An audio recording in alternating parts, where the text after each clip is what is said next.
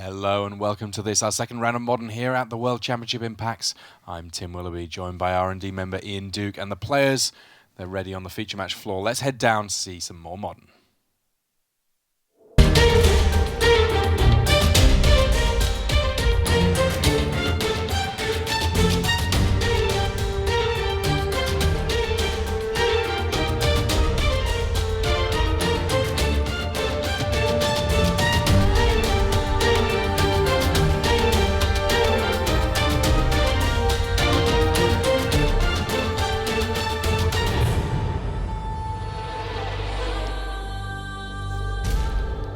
Hello and welcome to this, our second round of Modern here at the World Championship Impacts. We have two fantastic players at the top of the standings for you this round. On the left, we have Lukas Blohon. You just saw him giving a deck tech, so no big surprises what he's playing. He is on Scape Shift, and, well, it's a deck that he thought was going to be great against Abzan, and he has an Abzan match this round against one of the co-leaders, that being Márcio Carvalho. Overnight, he was the unmatched leader. However, he lost in his first round, and at some point today, the sweat will be very real for him, because while he came in thinking, I can probably afford to lose more than anyone else in the field, he does have to worry just a little bit, because 4 losses here and suddenly someone else is going to be in that top 4. Indeed, that is true, Tim, and the game is underway with Lukas Blohon on the play, suspending Search for Tomorrow. Fantastic turn 1 play for him, one of the best starts his deck can have. Márcio Carvalho responds with Inquisition of Kozilek. So he cannot take either the Scape Shift or the Bring to Light in hand for Lukas Blohon. Both of those function as win conditions for him. One can fetch another one if needed. Secure Tribe Elder, though, a very important piece of the puzzle for him. He does need to get up to having 7 or ideally 8 lands in play in order to make his combo come to fruition. So the fact that there's a Secure Tribe Elder there to take, pretty decent. Lightning Bolt lets Lukas interact with whatever it is that Márcio has going on. So Márcio very sort of carefully writing down everything that's in hand for Lukas Blohon. He wants to make sure that he knows what's going to be coming later on. Takes the Secure Tribe Elder and looks on as Search for Tomorrow ticks it down on Suspend, and Lukas plays out a second land.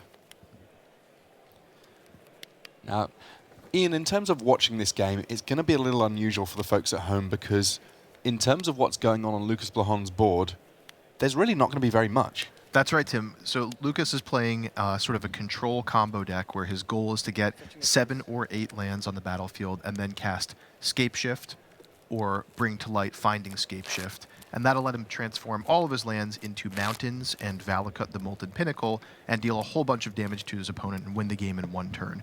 So we will see Lukas just sort of ramping up his mana, not really putting much on the battlefield, but that doesn't necessarily mean Lukas is losing. He's just trying to prolong the game until he can get enough lands and find that Scape Shift to win. Yeah, so the important thing to keep an eye on in terms of Lukas's side of the battlefield is how many lands does he have in play. We already know that he's got both Scape Shift and Bring to Light in hand, so he has multiple win condition spells in hand. He just needs to get up to the lands in play that he needs. As long as his life total is above 0, he's still very much in this game at any point. Márcio Carvalho, on 18 life, it's only going to take 7 lands in play for Lukas Blohon to kill him, and his is not a deck. Some Abzan decks can gain enough life that Scape Shift has trouble killing them. That's not the case in Márcio's case. He's going to have to do it the old-fashioned way, beating down where he can and just trying to present a clock that Lukas Blohon is unable to race. And that's absolutely the reason why this Scape Shift deck is so well suited against these mid-range decks, especially this Abzan deck. It's because the Abzan deck is trying to play more of a not controlling, but a sort of a grindier, attrition-based game. It's not well suited to race very quickly. It's not well suited to do a lot of damage, and that's going to give Lukas time to build up his mana and try to sculpt the perfect game plan here. So here's Collective Brutality from Carvalho, discarding Engineered Explosives, a card that's virtually dead in the matchup. Does take away that Bring to Light, as well as, I think, draining 2 points of life. Also getting another card type in the graveyard, relevant in terms of just making sure that Tarmogoyf gets to hit a little bit harder. Márcio being at 20 rather than 18 means that, yes, it's going to take an extra land in play, though we know that there's also lightning bolts going on for Lukas, so he can redress that balance fairly quickly. Securitar Belder, a great pickup here for Lukas Blohon, able to get extra lands in play each and every turn of this game. We've already seen Kadama's Reach, we've already seen Search for Tomorrow, and now the Securitar Belder will represent even more lands coming into play for Lukas. And he just protects his life total there, blocking before sacrificing the Elder, so that he is going to be relatively safe. I mean, the Abzan deck, not known for its explosiveness in terms of the amount of damage that it can deal, but still better safe than sorry. And while Lukas is getting closer and closer to that 7-land threshold here with Escape Shift in hand, Carvalho actually has another hand disruption spell here in the form of Thoughtseize to take away that Escape Shift. And actually, there is one more Thoughtseize as well in Carvalho's hand. So he's going to have to keep budgeting that hand disruption, trying to keep Blohon off balance while cracking with that Tarmogoyf. Of course, as the saying goes, while you can deal with cards in someone's hand, you can't deal with the one that's on top of their deck. There's every potential that at some point Lukas Blohon, from here on in, even if it looks like he's completely dead, that there's no possible way he can win the game, if the top card of his deck, once he's got 7 lands in play, is either Escape Shift or a Bring to Light, then he's in great shape. But one very relevant thing here is that notice Lukas Blohon, although he has 2 lightning bolts in hand, he only has 1 red source on the battlefield, and that's because when you're fetching lands early with the Scape Shift deck, you often want to leave all of your mountains in your deck, so when you cast Scape Shift, you have enough to find all at once for a lethal combo. So Lukas has avoided searching up too many red sources here, but that leaves him unable to cast 2 lightning bolts in 1 turn. And so that Tarmogoyf is going to remain very big here as a 5/6. Okay, step 1 achieved. Lukas Blohon has enough lands that he is going to be able to have a lethal Scape Shift at any point that he's able to cast one. Step 2, actually finding one. Well, that's still going. And a Cryptic Commander, nice pickup here. I mean, Lukas Blohon mentioned that this is his way of buying time.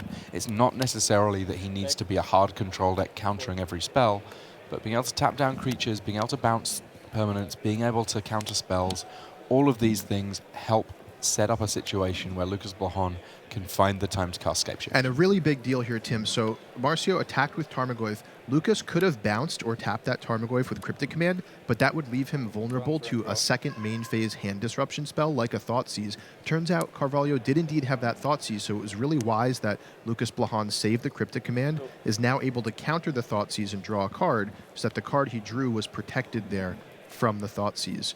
That said, he did not manage to come up with either a Bring to Light or Escape Shift there, instead just adding a Sakura Tribe Elder here, hoping to buy some more time. We do see Abrupt Decay in Carvalho's hand here. He may use that just to get through with the Tarmogoyf. He does, and that's game. Yeah, one way or another, every game that we see in this matchup is going to feel one-sided. It's just a matter of who it's one-sided for. We'll be able to see more magic from these two soon enough, but first, these messages.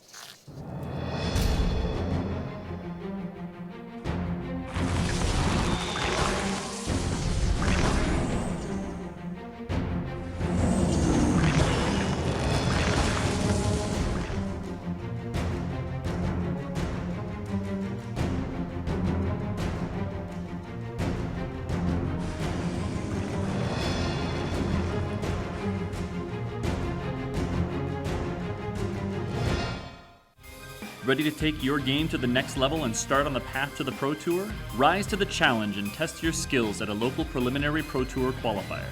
To find an event near you, visit magic.wizards.com/pptq. Hello and welcome back to this, our World Championship Impacts. We're in modern day, and while our main match is sideboarding up, we're going to get a chance to look in on one of our other matches. We have Seth Manfield, our current world champion, up against Thiago Saporito. And you know what? We have another Abzan deck in the feature match area. In fact, we have Abzan decks on both sides of things, but right now, Seth Manfield having the run of the green, he's got a Siege Rhino in play, and Seth Manfield able to capitalize on what looks to be a slightly shaky land start for Thiago Saporito. Just the 3 lands in play for him, and while there is a Tarmogoyf, he's now playing empty-handed Magic, and Siege Rhino right now looking like a big threat. That is true. We have yet another flavor of Abzan here from Seth Manfield. He's going a little bit bigger here, going all the way up to Siege Rhino in his curve, which is something we did not see in our last round match between Luis Scott Vargas and Thiago Saporito. Siege Rhino, unfortunately, being held off by Tarmogoyf for Seth Manfield.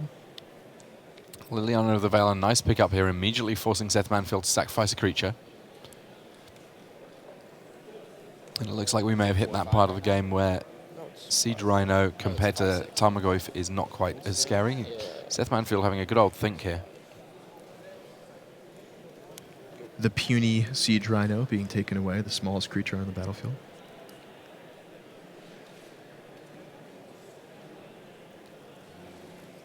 Having a Planeswalker in play, if it can stay uncontested, a very big deal in these matchups because, and we call them grindy. Basically what that means is that there's lots of, you play one card, I use one card to deal with it, let's do that again and again and again. And oftentimes Planeswalkers can feel like you're casting an extra spell each and every turn.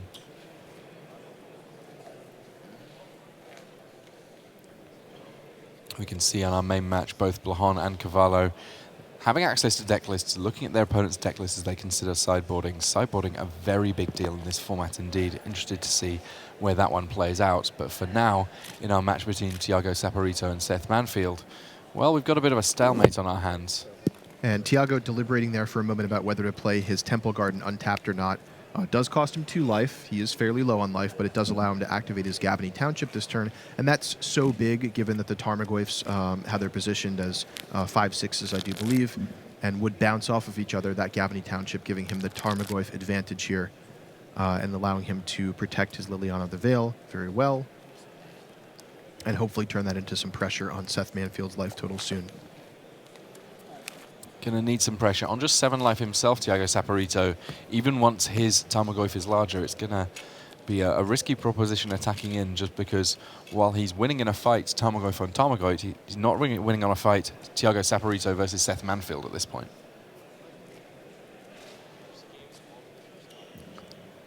So Seth picking up 1 new card for the turn, did begin the turn empty-handed. We'll see what he came up with here. In principle, the fact that his deck is going a little larger may mean that he's better in this kind of a top deck situation. I see that he does have copies of a few sort of interesting options, including 1 copy of Painful Truths, which will be a lovely draw right here. You have me at 21, you're at 7? Or 20. 21 is, 20, yeah, 20 to 7. Goyf is a 6-7. 6-7, right? 5/6. 5-6. Stand. Players confirming the Tarmogoyf size. I do believe we have creature, land, planeswalker, instant, and sorcery, making those Tarmogoyfs 5/6s. Of course, again, Thiago can activate Gavany Township, making his Tarmogoyf into a 6/7. So Collective Brutality just shrinking down that Tarmogoyf just a little bit, even in the face of a Gavany Township activation. It's not going to be enough to mean that Tarmogoyf on its own can trade. Instead, Shambling Vents throwing itself under the Lurgoyf-shaped bus. And Liliana sacrifices herself to clear the board on the other side of things. Tarmogoyf gets stuck in. So, I mean, that a 5-point swing. It's not going to take too many more of them before these life totals look hauntingly similar to one another. Now, the fact that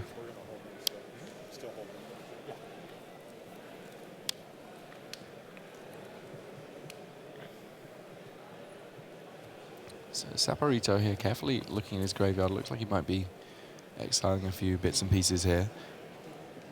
That may signal Tasiga the Golden Fang from Saporito. Yes, it looks like that's what he's going for. This is a really complicated decision for him, right? Because he wants to keep lots of card types in the graveyard for Tarmogoyf. He also wants to have the best card to get back with his Tasiga if the game goes long enough for him to be able to use it.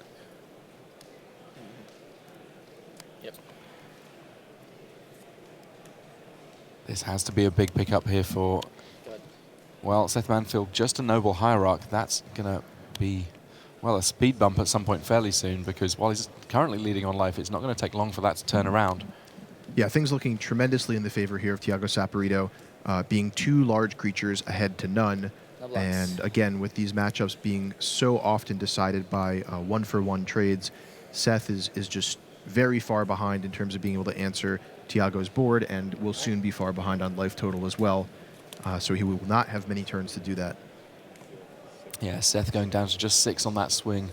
He's going to have to find something huge here. two massive creatures on Saporito's side of the board. One removal spell, not really enough at this point. Go. And Saporito here thinking, you know what? I've got some mana, I've got this Tasiga, I might as well get something going here. First up fetches a land, that'll be important for Gavney Township next turn, but in the meantime he does also have 4 mana which he's going to tap to activate Tasiga's ability. So a couple of cards going to the graveyard, and then we have a bit of a tricky choice for Seth Manfield as to what he wants to give back to his opponent. Cannot give back lands, everything else is fair game, and to be perfectly honest, in a modern Abzan deck, there's really very few cards that are entirely harmless. So we're looking at, could be the final turn here. Abrupt Decay given back to Tiago.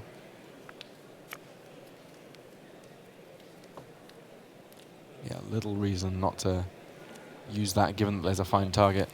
And it turns out that Abrupt Decay doesn't just deal with the Noble Hierarch. Every single card of Seth Manfield's getting scooped up. Tiago Saporito picking up that one, and we're going to get a chance to jump back and see a little bit more of Lukas Blohon versus Márcio Carvalho. I know that Márcio, as our match was being held there, was very keen to see what was going on with his friend Tiago Saporito. In the meantime, though, let's see how things are going for Scapeshift versus Abzan on our main table. First up, a Valakut in play for Lukas Blohon. Doesn't matter too much in terms of red sources getting that one in play early, and in fact, in some respects, having it there, kind of a safe place to be. You don't necessarily want to have it being forced to discard it to Liliana or similar, because after sideboarding, there's the likes of Surgical Extraction, which could be a very big deal in this matchup. An early Inquisition of Kozilek here being played by Carvalho. He's also got a Thoughtseize, but doesn't necessarily need to play that yet because he was always going to take something cheap to begin with anyway. Sees Snapcaster Mage and Secure Tribe Elder, and quite a few lands here, so not that exciting a hand for Lukas Blohon to begin with. Takes the Secure Tribe Elder, leaving Lukas with a pretty lackluster looking hand here. I mean, he's not a deck that is particularly quick, but he is going to want to accelerate where possible, and that no longer a possibility, though it looks like a remand the pickup here for Lukas Blohon, and that one is a nice one in this matchup, effectively just stalling the game for a turn as he stops pretty much whatever it is that is getting cast by Márcio Carvalho here. And yet more hand disruption picked up for Carvalho. That's the sort of the main weapon he has against the Scapeshift deck here. He's going to want to disrupt Lukas early in the game, prevent those ramp spells from going off, deploy some threats, and then hope to close out the game before Lukas can recover and draw into something like a Bring to Light or Scapeshift with enough lands on the battlefield. So Thoughtseize is the play here. Lukas just deciding if he wants to remand it or not. Kind of a miserable one to remand when you know that your opponent could just play another land and cast it again. But equally, if he doesn't remand it, is it going to be the card that Márcio Carvalho takes?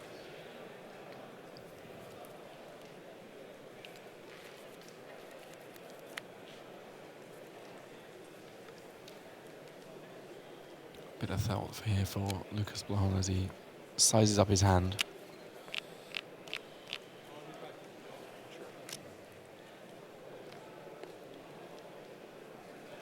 So now that he's offered the option to Márcio Carvalho, what do you think you would go with here, Ian? I think the remand is still probably the pick. A little bit tough without seeing Márcio's hand himself. I think Márcio is going to be thinking about how he wants to sequence the next couple turns here. Now, it looks like very relevant here. Márcio doesn't really have a proactive threat to play, and that's really kind of the big difference, the big thing he needs to be thinking about whether he wants to take the remand or not. If he's not really planning on curving out, into a creature in the next couple turns, then the remand is a lot less of a threat here. We might see him take like the Snapcaster Mage just to deny a little bit more late game value. And Collective Brutality really showing its flexibility and power in this matchup. In many matchups, it's mainly being used as a removal spell with a bit of extra value. Here, though, it just means that Márcio Carvalho can be loaded up with targeted discard. He's taken Snapcaster Mage for now, and knows that later on he can use Collective Brutality or another Thoughtseize in order to continue to just hammer away at the hand of Lukas Blohon.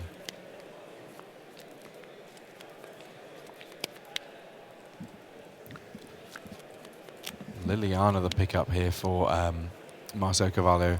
the attack on that hand is just going to keep on coming here. But the interesting thing for Márcio, I guess, is that he knows that Remand is sat there still in hand. That's right, and I think if he knew he had Liliana coming up, he would have actually taken the Remand there, just to make sure he can resolve Liliana this turn. Liliana, potentially a huge card in this matchup. One of the traditional ways for these mid-range black-green decks to get a big advantage against combo control decks like Scapeshift and formerly Splinter Twin was to stick a Liliana and start draining cards out of the opponent's hand. Now, Scapeshift is more resilient to Liliana than I think Splinter Twin used to be, but it's still a really effective tool in the matchup.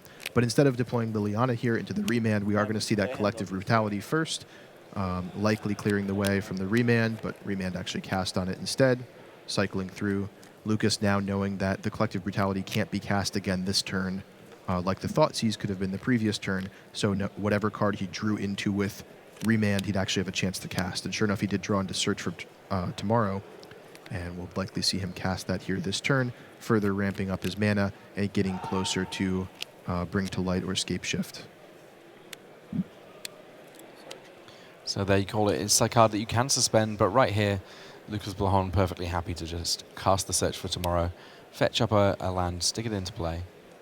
Does come into play untapped, so not even as sort of slow as some of the other ramp spells can feel in the format. Fetches a Swamp. That a concession to Bring to Light does mean that he's going to be able to have access to 4 colors of mana between the lands he's got going on, and that meaning that, yes, Bring to Light can fetch up a Scapeshift or a Damnation or, you know, potentially even a nifty sideboard card.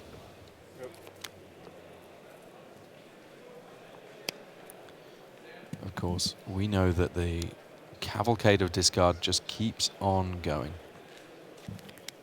Obstinate Baloth in hand for Blohon, kind of an interesting one if Liliana comes down. You can pay 4 to cast it, and that's pretty good. But when your opponent just chooses to tick up their Planeswalker to let you put it into play, well, that's when things get really exciting.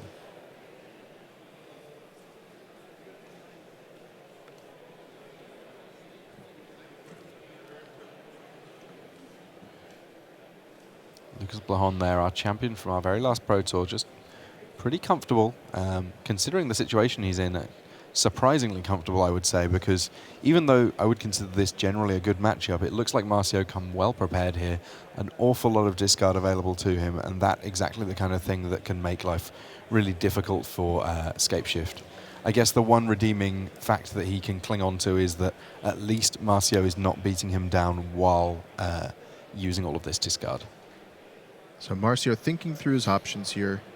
He does have option to play the Liliana. He also has a Thoughtseize he could cast first. He also has option to just simply play Gideon and apply more pressure. Now, he does know about the Bring to Light in Lukas Blohon's hand, and he knows he needs to address that at some point, but just thinking about the sequencing of the next couple turns here, looks like he leads off with the Thoughtseize, wanting at the very least to take out that Bring to Light if he can. Now this is huge here, Tim, because this reveals the presence of the Obstinate Baloth, and had Márcio simply cast the Leon of the Veil and used her +1, that Baloth would be coming onto the battlefield for free for Lukas Blohon and then threatening the Liliana immediately after. So getting that information for Márcio, just absolutely a key moment here in this game. Yeah, we're now fast approaching that place which we actually spoke about last game, where it looks like Lukas Blohon is in a tremendous amount of trouble. He's not got much in hand. He simply has lands in play, but actually the good news for Lukas is he has 5 lands in play. He's very soon going to have 6 lands in play, and at that point, his top deck potential for simply winning the game is actually pretty good. He's lost 1 copy of Bring to Light thus far. By my count, that means he has 6 cards in hand, or 6 cards left in his deck, that if he draws them, he can just win the game with them, and they are safe from discard while they are in his deck. Now, note there on the previous turn, Márcio did elect to play the Liliana, but didn't use an ability in either direction. And again, that's playing around the Obstinate Baloth that he then knew was in hand because of the Thoughtseize. So just spending his mana, getting the Liliana at the battlefield, and now following up with a Gideon, we suddenly see Márcio with quite an active battlefield here, prepared to put a lot of pressure onto Lukas Blohon. So now it is on Lukas to find either a Scapeshift or a Bring to Light, or else to delay the game with something like a Cryptic Command very quickly Otherwise, he's under a lot of pressure from these Planeswalkers. He has drawn a Damnation here, so there is the potential for him to let Gideon do his thing for a little bit of time, put a few Night Ally tokens into play, and then clean them up. Well, that would be the case, Tim, except he actually only has one black source. And black being his splash color that's just there for Bring to Light, it's pretty difficult, I think, for him to get 2 black sources. Great pickup there. And of course, the Gavany Township in play for Márcio Carvalho means that those Night Ally tokens that are coming into play at some point may get a little bit more potent. Collective Brutality being cast here, draining for 2 and taking a card out of Lukas Blohon's hand. Márcio, knowing that he's safe casting the Collective Brutality in a way that he wouldn't have been using Liliana, because the Collective Brutality can't take creatures. So that was just him able to have a little look at what was going on in Lukas Blohon's hand, get rid of one of the spells therein, and that spell was Damnation. And note here that Lukas had the option of casting Obstinate Baloth, but instead is keeping it in hand. And the reason for that is he wants to keep it in hand to discard if Márcio decides to tick up Liliana. So it's kind of there protecting his potential draws, his future draws. Was protecting the Damnation there, Damnation being stripped away by Collective Brutality. But now sits there to protect what he would draw next turn. Although with Lukas taking so much damage here, he may have no choice but to draw a card for the turn. If it's not what he needs, simply play the Obstinate Baloth and hope to hold on for one more turn. Looks like the pickup was Secura Tribe Elder there, which is a nice little blocker. I mean, I think we may still be in a position where Obstinate Baloth needs to be cast this turn. We're fast approaching the point where Lukas Blohon needs to knock on the top of his deck and hope that it answers real quick. Yeah, unfortunately, with only 2 green mana here, Lukas needs to play the Obstinate Baloth. He can't play both creatures, and if he only plays the Sakura Tribe Elder, then Márcio can simply minus the Liana, activate Shambling Vent, and attack for the 9 remaining points of damage. So we do see the Obstinate Baloth come in here, the life gain, 4 points of life being relevant, and this will allow one more turn for Lukas to see either Bring to Light or Scapeshift, or possibly a Cryptic Command to survive. I mean, potentially, even given the amount of mana he has available, he can cast something like Worldly Council, helping him dig 4 cards deeper, trying to find his one final spell to win the game with. I go to 4, you go to 19. 4, 19. Now, Márcio being on 19 life here, pretty relevant with 7 lands in play for Lukas Blohon, because typically, in order to get the really big combo going where you just deal scads of damage, you want to have 8 lands in play. Lukas only has 7, so even a Scapeshift here might not quite be good enough. And unfortunately, it is just a Misty Rainforest for Lukas Blohon. Yeah, his Scapeshift deck has not quite pieced it together here, but I mean, it's worth noting that in order to get to this position where it kind of almost looks easy for Márcio Carvalho to win the game, it's because he's played a lot of discard. That's right, Tim. But this is the final turn of the game here. Márcio needing to just get past this Sakura Tribe Elder, ticks up the Liana, sees that the coast is clear, and we will see Shambling Vents being activated, Gideon being activated, and a lethal attack here from Márcio Carvalho. He is the winner here, picking up yet another win under his belt in this tournament, much to the cheers of the Portuguese Magic fans around the world. Yeah. You saw the big sort of clap of the hands there, looking up to the skies. That because Márcio Carvalho knows that that one win today, we think, means that he's pretty safe for a top 4 berth. That's absolutely true, Tim. That guarantees that he'll have at least a 9-5 record finishing the day. And with Márcio being a leader throughout the tournament, he's likely to have the highest tiebreakers there. So if a 9-5 makes it in, it'll be him. And of course, you know, he can still continue to win. Well, we've got another match to show you here. We've got plenty of Magic going on in our feature match area. And this one between Shota Yasuoka and Brian Brown-Duin. Brian is on Bant Eldrazi, whereas Shota, he's on an Abzan deck, but it's really not quite the same form of Abzan deck. This one has Collected Company, it's got Court of Calling, it's got a big old combo in terms of Anafenza, Kintree Spirit, Kitchen Finks, and a Viscera Seer. Alternatively, you can sub out Anafenza for Melira. Either way round, you can gain infinite life, and indeed, with a Murderous Red Cap, can deal a huge amount of damage. And if you've been a fan of Modern for some time, Shota's deck is reminiscent of the old Melira Birthing Pod decks that used to be around before the banning of Birthing Pod, now replacing Birthing Pod with Collected Company, essentially. So very, very similar strategy here. being a mid-range green-white creature deck with combo potential, but using Collected Company to fuel that now instead. And we do see a Thought Knot Seer now here on turn 2 from BBD. Quite the draw here with both Noble Hierarch and Eldrazi Temple just powering out that huge Eldrazi on turn 2, as well as disrupting Shota's hand. So great start here for Brian Brown-Duin. Yeah, he's got a few choices going on here. You can see Anafen's the Foremost, Eternal Witness, Path to Exile, and a couple of lands. Take Eternal Witness. Eternal Witness exiled. We will not see that one again. Kazali Pride Mage just kind of chilling out there, potentially, until this point, a reasonable attacker. Now it may just have to use its Exalted to help out one of the other creatures that Shota Yasuoka can play in future turns.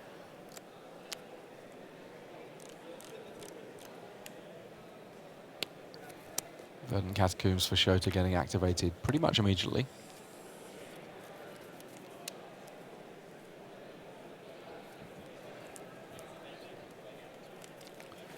Grafdigger's Cage in hand for Brian Brown-Duin. 19 to 18 right now. Is that right? Worth noting, of course, That's what that I have, yeah. this is the format, more than almost any other, I think, Ian, where sideboard cards are super duper relevant. Many of these decks have very, very sort of razor sharp plans that can be disrupted very well by some of the powerful sideboard options. Grafdigger's Cage, not a main deck inclusion for Brian, but a solid pickup for post-board games. That's right, Tim. And again, that Grafdigger's Cage is there to stop Yasuoka's potential infinite life combo where he sacrifices Kitchen Finks to something like Viscera Seer with the Melira on the battlefield, so it can't get that persist counter, that -1/-1 counter, so he can repeatedly sacrifice it over and over again, gain an arbitrarily large amount of life. Grafdigger's Cage going to shut that combo down. However, Yasuoka with Kasali Pride Mage on the battlefield means that BBD will have to deal with that Pride Mage before he wants to stick a Grafdigger's Cage. That being said, it doesn't look like the game is necessarily playing out in a way where the combo is going to be super relevant in the short term. We have both players playing large creatures pretty early, so we may see just kind of a fair game, a slugfest in the red zone, so to speak, and see who can kind of come out with the bigger creatures. Path Exile. I mean, having these two Noble Hierarchs kind of great for Brian. He's only got 2 lands in play, but it doesn't really feel like that much of a problem for him. He's already been able to cast a big old Thought Knot Seer, and having dealt with the Kazali Pride Mage, as you noted, the path now clear for Grafdigger's Cage, and Brian pretty quick to get that one into play.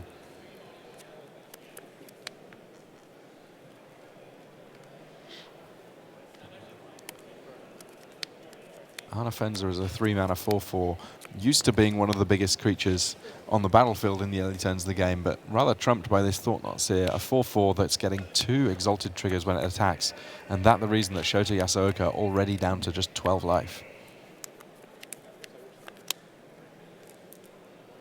14 to 12. Path to Exile in hand for Shota Yasuoka, so at some point he may choose to fire that off, deal with the Thought Knot Seer.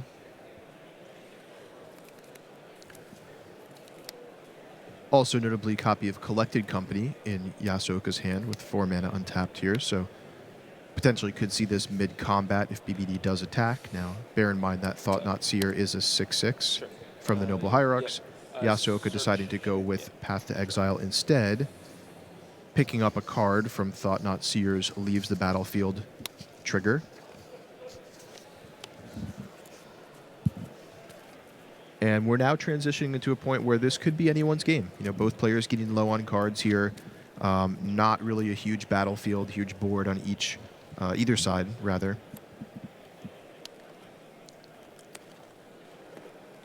But I spoke too soon here, Tim. Here comes a Drowner of Hope, adding a huge presence to Brian Brown-Duin's side of the battlefield here. Yeah, it's a big body on its own. It's also, with those 2 Eldrazi Scion tokens, able to tap down creatures, and you can see why Shota Yasuoka very quick there to use a Path to Exile. He doesn't mind that Brian Brown-Duin's going to get an extra land.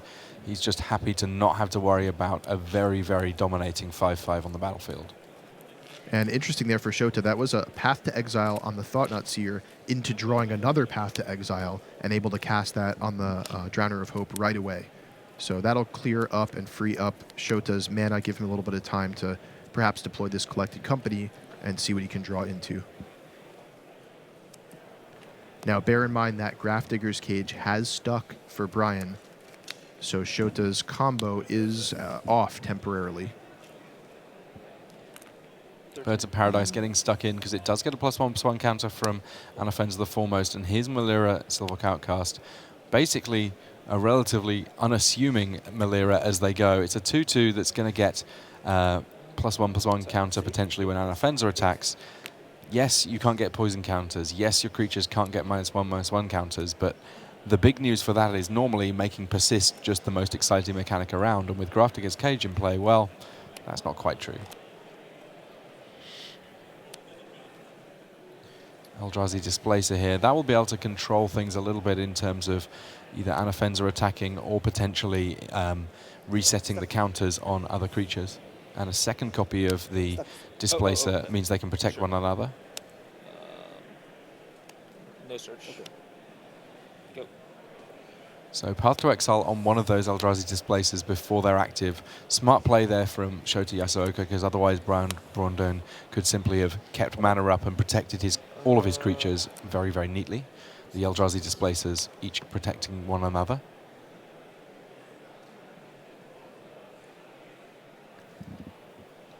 So the second Displacer does tap down Anafenza here before she can attack. Birds of Paradise comes in for 1 point of damage, and we'll likely see Shota leaving up option for Collected Company here as he passes back into Brian Browndoin's turn. Brian picking up 1 card for the turn, had no cards entering this turn here. Not a very impressive board for Brian. Does have that Displacer to kind of lock things down and buy some time. And Shota being at a pretty low life total, he's going to need to be careful here. So Shota here getting attacked and choosing to just throw Malira under the bus. Go ahead. Upkeep. Yep. So in upkeep there, Brian Brandon using his Eldrazi Displacer to both tap down and remove the +1/+1 counter from Birds of Paradise. The extra mana there also dealing with Anafenza, so no big attacks at all here from Shota. And I like Shota's patience here. He's got that Collected Company. He's actually drawn a second, but he's not pushing it. What's actually going on here, Tim, is the Grafdigger's Cage, not only does it stop creatures from entering from the graveyard, but also from the library. Great point there, Ian. So those Collected Companies effectively would just show Shota what he could have won.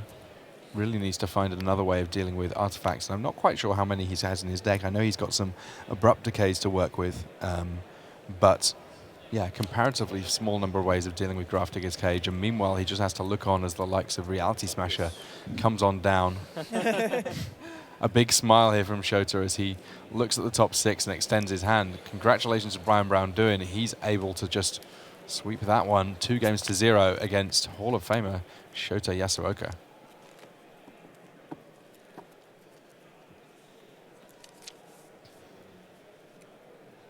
So we're going to get a chance to look in at one of our matches that we've not really seen too much of just yet. That one being JC Tao up against Oliver 2 on our middle table there. This is the one that you've got Corbin Hosler writing up, so there will be a full text coverage of this match, but kind of an exciting one to see in play because I really like JC Tao's use of black-white tokens here. On the other side of things, Oliver 2, he's playing a Scapeshift deck that's a little bit different than the one that we've seen from Lukas Blohon. The really key difference for me is this one, rather than going 4 colors to get the likes of Bring to Light going on, instead this build happens to be using Kalni Heart Expedition. Now, talking to Oliver and to Andrei Stradsky, who's playing the same list, they say that what this gives their deck is a little bit more explosiveness. Basically, they can get to the point where they have a lethal Scapeshift faster than most decks that are trying to get a lethal Scapeshift. Inquisition of Kozilek taking out Engineered Explosives. JC Tao smartly saying, I do not want to have my token start impeded by what you've got going on. And Oliver 2 looking to have a pretty nice hand here. He's got a pair of Sakura Tribe Elders as well as a Scapeshift there. So he's going to be able to ramp up pretty quickly, and that's going to demand another hand disruption spell from JC Tao before Oliver reaches that critical 7 lands. Or 8 lands, perhaps, if JC is able to keep his life total high. 17. Well, That's one way of making sure that your life total isn't high. Another thought seize here. Looks at the Obstinate Baloth, which was what Oliver 2 had drawn for the turn, and takes the Scape Shift. This is the reason that Scape Shift can sometimes have a little bit of a tricky ride of it. Second land here, setting up a Secure Tribe Elder for Oliver 2. He'd drawn a Search for Tomorrow. He'll be able to cast that soon enough, and just looks on as JC Tao activates his Flooded Strand, finds a Godless Shrine. These players playing at a good old clip here because we are gradually moving through the round. Neither of these players want us to pick up a draw. Oliver 2 already has one of those, and at 6-4-1, yeah, he really needs to make sure that he's just winning each of these rounds. So, well, it was really nice that JC had that thought seize there to take out the Scape Shift. There's still a lot of time for Oliver to draw into another Scape Shift as the game goes on. And again, he's going to be able to not curve out, but spend his mana pretty effectively, I should say, in these next couple turns on these Tribe Elders, searching up some more lands. And he's not under a lot of pressure, Oliver. Is not under a lot of pressure from JC here. This Asylum Visitor, yeah, it hits for 3 per turn, but that's still going to give Oliver plenty of time to find what he needs here. So JC, I think, is really looking to get a little bit more proactive here to try to end the game pretty quickly. He does know about that Obstinate Baloth in Oliver 2's hand, which could come down just as a blocker here or could stay in the hand in case of something like Liliana of the Veil, just to protect the rest of Oliver's hand and prevent that usage of that +1 ability.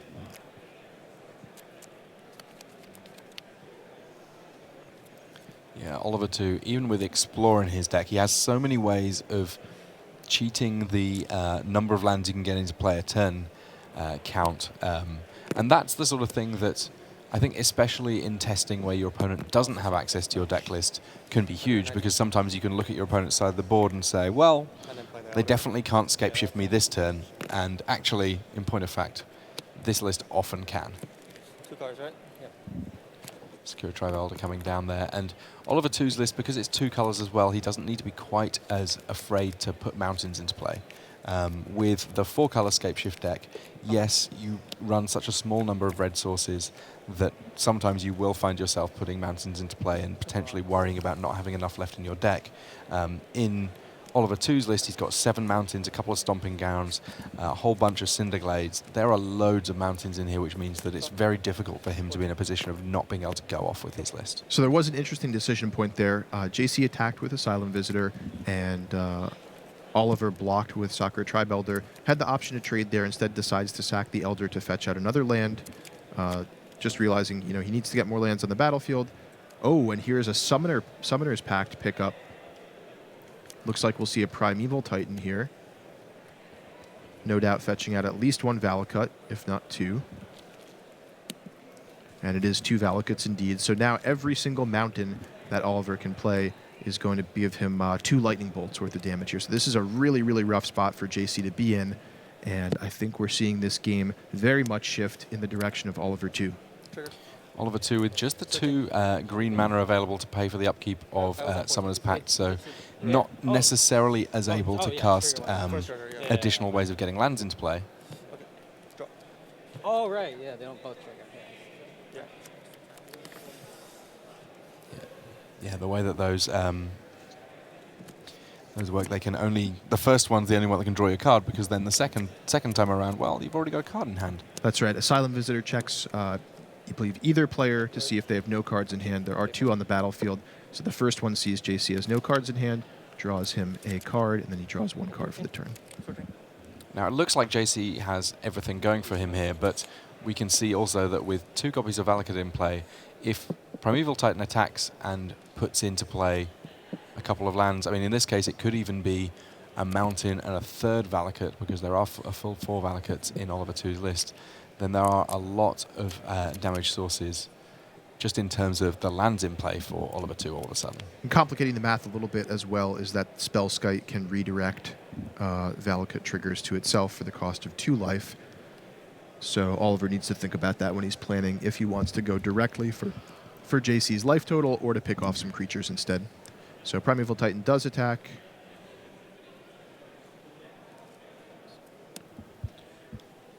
Looks like a 3rd Valakut being added first and followed by a mountain. So 3 triggers here.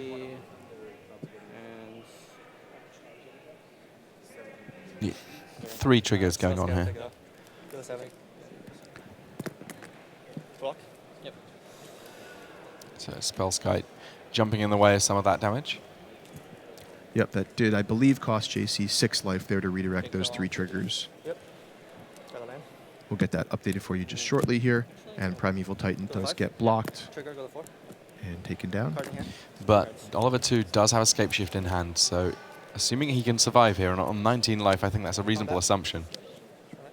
He's going to be able to take this deciding game against JC Tao.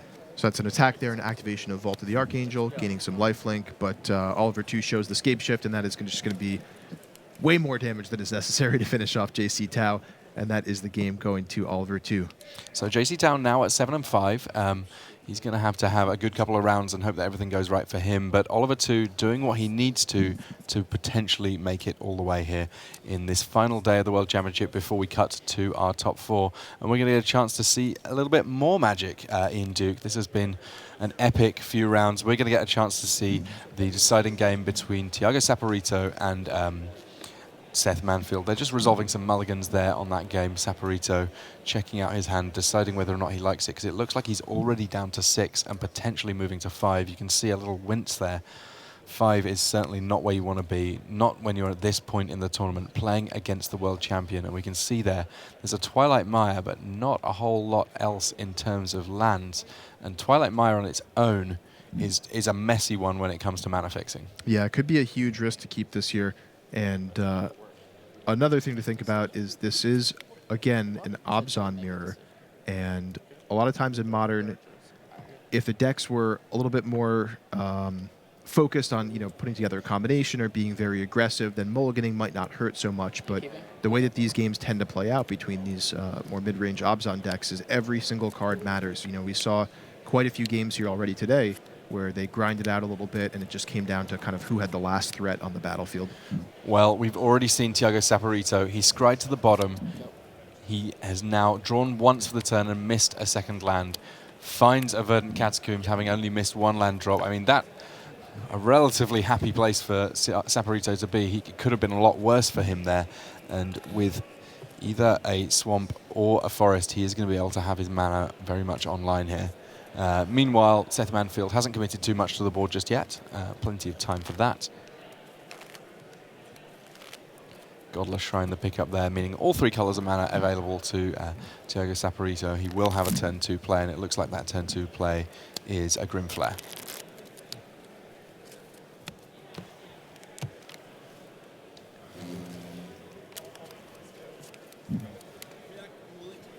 So getting a look here at Seth Manfield's hand on the right-hand side of your screen. Looks like he's got a pair of Lilianas of the Veil. We might see one of those come down this turn and take out that Grim Flare. And indeed we do. Things looking pretty good for Seth Manfield here. He's hitting his land drops. He's got a pretty nice, well-balanced hand, able to deal with some threats. And there's a lot of players that even feel uncomfortable keeping 2 land hands. And we kind of see why here, because with just the 2 mana, I mean, having already drawn 1 land, Thiago Saporito, he's just not able to get much velocity going. He can't get multiple threats on the board in the single turn. And because of the way that Abzan works, it may well be that Seth Manfield can just deal 1-for-1 with the threats that Thiago is putting out there. So Liliana +1 here, forcing a discard, and Thiago Saporito, well, he's in the tank here. He knew that he was going to be under assault from this Abzan deck, and it's Seth Manfield definitely delivering here. Path to Exile, the discard from Seth Manfield. Gideon, ally of Zendikar on the other side of things. So we see that Path to Exile discard for Seth there. I think he's well aware that Thiago has been stumbling on lands here. Doesn't want to use the path early to answer a creature and potentially unlock some other cards in Thiago's hand. So just goes ahead and throws that away to the Liliana, allows it to trade 1-for-1 with a card from Thiago's hand anyway, which happened to be Gideon here. And that Grim Flare ostensibly challenging the Liliana there, but Seth does have an abrupt decay to take it out. Gives it a second thought.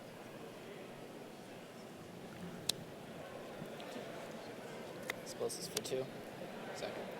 And uses the explosive there instead, being a little bit more or intentionally less mana efficient in the sense that he had nothing else to spend his mana on this turn, so he might as well use the less mana efficient card now and save the Abrupt Decay for something later on.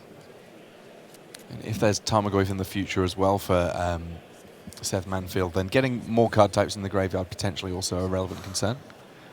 Yeah, it also could be more awkward for Seth to use the explosives later on in the game after Seth himself has deployed a couple more threats. So I really like that that choice of removal spell there on that turn. So here's Scavenging Ooze, another card that can quite happily be dealt with one of those Abrupt Decays. And as it happens, Liliana are the one to deal with that particular threat.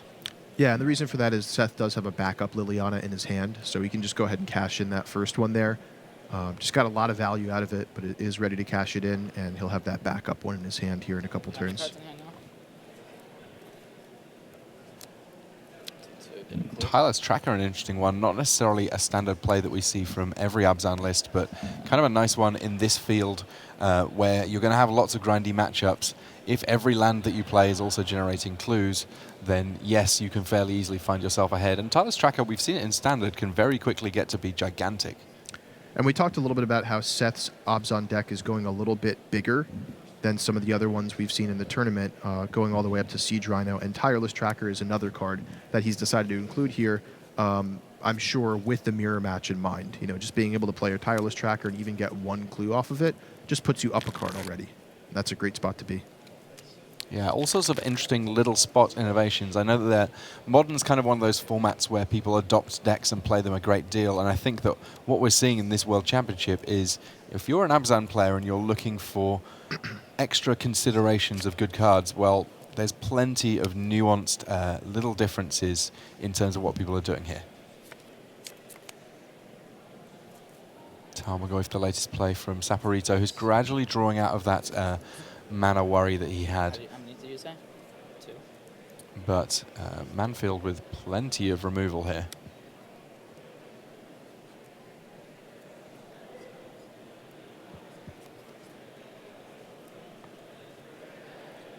Potential for both Liliana of the Veil and a removal spell here. We'll see which way he goes. Decides to remove a bit of loyalty to deal with Tarmogoyf. A Planeswalker in play is safer than a Planeswalker in hand against all of the discard that's going on here. And Scavenging Ooze with a mana up to be able to eat something from the graveyard. And now we're really seeing how that mulligan has affected Tiago in the long term here. He's just down on number of lands, down on the battlefield, down on cards in hand. Seth has gotten amazing value out of these Lilianas, and this is just going to be a really tough spot for Tiago to climb back out of. You know, I think the best cards you could see in this situation would be, you know, I would say Lingering Souls, except for the fact that Seth has Scavenging Ooze on the battlefield as well. So, yeah, just a really, really tough spot to be. You know, if Tiago still had that Gideon from earlier, that might be good here, but I think he did correctly discard that, you know, knowing that he was stuck on lands in the early game and it wasn't going to help him anytime soon. A lot of people sometimes when they're first getting used to Magic, they struggle to figure out, well, who's winning at any given moment. They look at life totals, and life totals here are pretty even. In general, though, one of the rules of thumb I kind of like is who's got the most stuff in play. And in this case, Seth Manfield, he's got lands in play, he's got cards in hand. He actually has the life advantage as well. By almost any metric that you want to choose, he's in great shape here. All right, what do you have? Sorry, 15, 17 to 15. Okay, I'm sorry, I messed it up. I'm gonna plus here.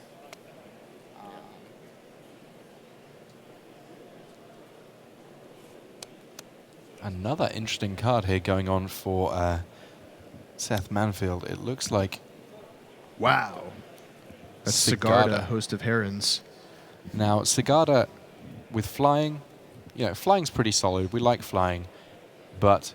Or excuse me, is this Heron's Grace? Actually, no, I think it's Host of Herons. This is Host of Herons. Yeah. So we have the wrong graphic there up at the second. There she is. For you. There's Host of Herons. She has hexproof. That means that targeted removal on her is not going to be great. And your opponent can't force you to sacrifice permanents, which is very relevant against the likes of Liliana. So there are very, very few cards in an Abzan list that can deal with a Resolved Sigarda. Yeah, not only that, but actually just shuts down a lot of Tiago's deck. Now it means any hand disruption card can't work because Seth can't be targeted. No, sorry, it is Host of Heron, so it's just the Sagada herself that has hexproof. Oh, okay. Excuse me. Yep. Excuse me. That being Little bit said, a confusing with the 5/5 graphics flyer will absolutely just end the game very quickly, and I do not believe that there are many ways that we're going to be able to see Saporito able to deal with this. Damnation in some lists, but by no means all. And you can see there Saporito just sort of watching on as Seth Manfield aims to potentially set himself up to be a world champion again. Yeah, now that Saporito fully out of cards in hand, these Path to Exiles looking all the better. The discipline in holding back on them early really paying off. You don't want to, when your opponent is short on mana, help them out in that regard. But right now, Saporito just mainly short on cards, full stop.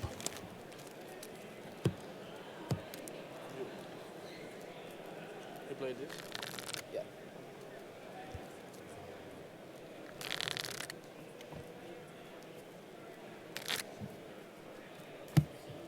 Yeah, Sagada, Host of Herons, a card that I like a lot in Modern. Obviously, it costs 5, and that does take a little bit of time to get up to, but it's just very, very powerful, especially in these kind of matchups where everybody has lots of removal, lots of ways of dealing with things. It's one of those threats that just cannot be dealt with. And you're at, you take 7 down to 8. So the score is 16 and 8? Okay. Go ahead. So I'm not even quite sure what Saporito's having to draw here. I'm not sure. Does he have Damnation in his list? He does have Damnation in his sideboard. Unsure whether or not he brought it in or how many copies here. Even that said, he's still facing down the Shambly Vet and the Liliana, so not in great shape here. But Lingering Soul's a really nice pickup for him. That's going to buy him some time at the very least, protect him from the Liliana activation. Potentially either chump block or counterattack Liliana.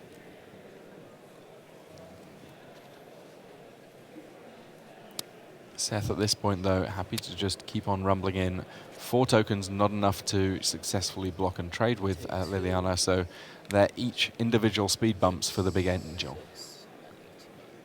And Saporito sends 1 token in front of Sigarda, protects his life total a little bit, leaves himself with 3 spirit tokens to potentially challenge Liliana. That forces Seth to use a -2 on his second main phase, passes the turn back. So now at least Tiago has dealt with that Liliana as a threat, needs to find an answer to Sigarda somehow, but such a difficult card to answer, with Sigarda herself having hexproof and preventing Liliana of the Veil from forcing Seth to sacrifice a creature. Well, he did draw the Damnation, and this is interesting because Saporito basically recognizing that he doesn't need to pull the trigger right away. He can sit back. He's got the blockers that he can use to deal with what's going on here. Abrupt Decay dealing with one of them. Potentially going to extract some additional value from this Damnation. Yeah, I like this patient play a lot from Tiago. We've seen him do this a couple times already so far in the Modern portion of this tournament, where he has a card that's capable of dealing with multiple creatures at once, and he's in a rough board state where it looks like he might want to pull the trigger on it, but he just waits and is trying to be as patient as possible. Going to wait until he chump blocks with that spirit first, gives Seth the opportunity to play another creature. Instead, Seth has Liliana of the Veil. Able to kill the spirit token, pave the way for Sigarda there, and that will be the game for Seth Manfield. It's interesting because I think that was a kind of a strange spot for Seth and Tiago there, because obviously Tiago choosing not to play Damnation did end up costing him there, but I still think that it was the right choice for him. He was in a really rough spot. If he had simply played the Damnation out to deal with Sigarda, he would still have been taking 2 from that Shambling Vent, and that means that he had to again draw even more instant speed. That's right, and Seth needed to have 2 removal spells there, which Tiago didn't know he had. So I think it was absolutely the right play to kind of to pace out that Damnation for sure. So a rough ending for Tiago there. No one likes to have a mulligan, and of course Seth able to capitalize with some just beautiful sideboard cards. But there's been plenty more going on from the Modern stage of this tournament. Let's head over to the news desk and find out the details from Rich Hagen. Thanks, Tim. Thanks, Ian. And thanks to all the players for another great round of Modern. It is time for deck tech action. It is time for Matej Big Z Zadelkai. And it is time for one of the most popular players in the world of Magic today, Luis Scott Vargas.